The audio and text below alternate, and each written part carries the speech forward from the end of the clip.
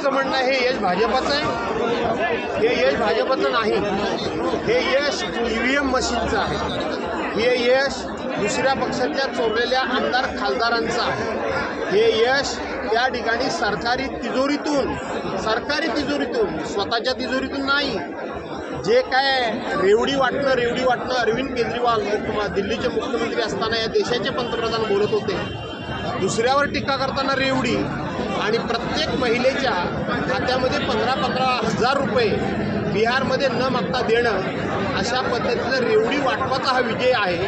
आणि त्याचबरोबर या ठिकाणी सत्तेचा दुरुपयोग करून लोकशाही संपवणं, छोट्यातले छोटे पक्ष देखील संपवणं, या अहंकाराचा हा विजय आहे। भाजपचे कार्यकर्ते किंवा नेते असं म्हणतात की बिहारच्या निवडणुकीच्या विजयानंतर मुंबईची महानगरपालिका सुद्धा आमच्या ताब्यात येईल म्हणून। असं आहे की शेवटी कितीही जरी अख्खा देश यांना मिळाला तरी शेवटी यांचा जीव मुंबई महानगरपालिकेचा जो गुंतलेला आहे हे यातून स्पष्ट होतं। धन्यवाद।